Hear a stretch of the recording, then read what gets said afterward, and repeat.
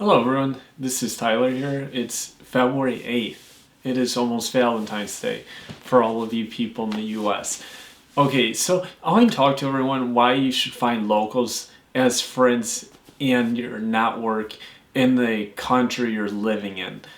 This is mostly designed for foreign people that are living abroad and that are either living short term or long term in this given country. Okay, I've lived in 4 different countries now. I've lived in Chile, USA, Estonia, and Russia. I'm originally from USA, from Chicago. And in this time, I've learned a lot about myself and about people in general. The first thing that I've learned living abroad is that most of the most positive experiences that I typically had were with people that were domestically of that country. And when I talk about positive experiences, I mean people that day to day I could call upon them. They were there for me. They helped me.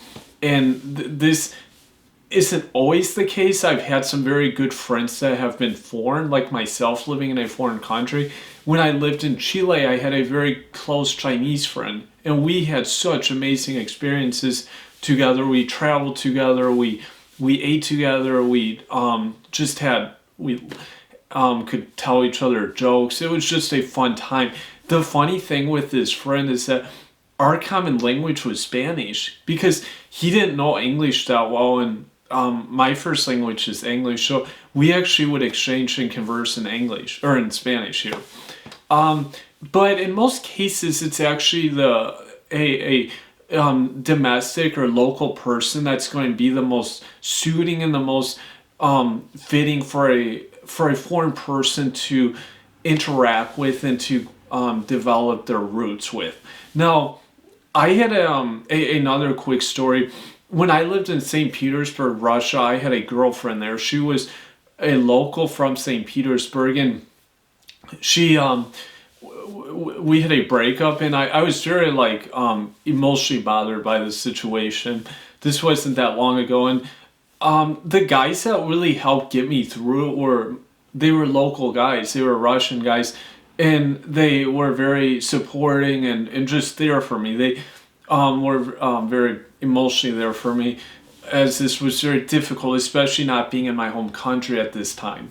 Now, keep in mind that when you go and live somewhere, you're living in that country. You're not like living there with the intention that you're there as a traveler, and that's something to first consider.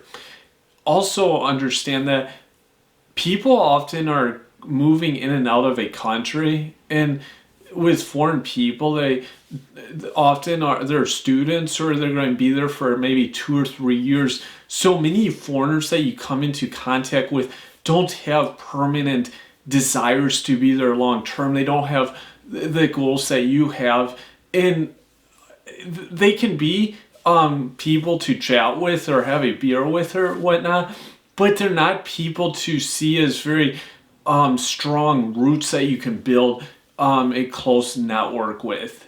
And keep in mind that often they have this very I help you, you help me kind of mindset, or just simply one-way street. I have so many examples and stories stories from other people like my brother of cases they had where they were of situations while living abroad, and both positive and negative with as a friendship or supposed friendship with someone.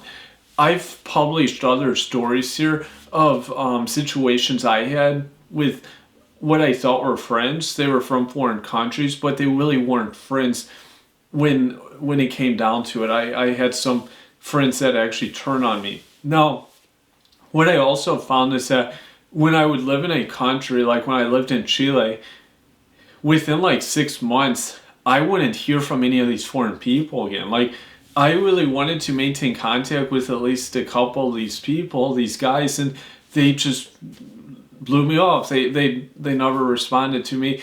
And what I found was that these people didn't really value, there wasn't a meaningful intrinsic understanding of the relationship like I saw it, and the local population tend to have more interest in me for me. I'm not saying all local people are good, that you should just throw yourself out there for domestic people, but looking back, say when I lived in Chile 6 years ago, the all of the people I still have contact with, communicate with, ones that I could contact if I traveled there, are all Chilean. They're not foreign people. And it's the same way with Russia. I lived in Russia, and all the people I still communicate with, apart from one guy, are all Russian. And this is just a reality. So keep this in mind when you experience a country. Don't think that foreign people often will throw themselves out there. They will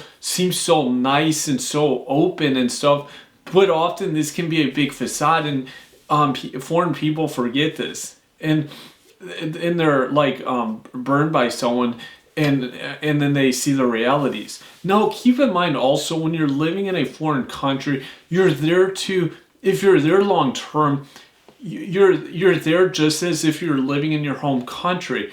Are you trying to build a foundation there, like people that you can call upon, people if you have a family, that your families can have meaningful, like build a foundation with, and you could call upon if you have a problem, or if there's something they might need from you, that you could do the same.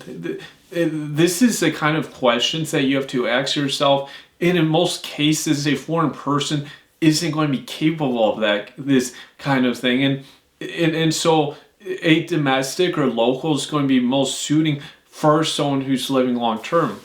Now, just a closing remark is that I have had good experiences with both, but locals are always the best at the end of the day.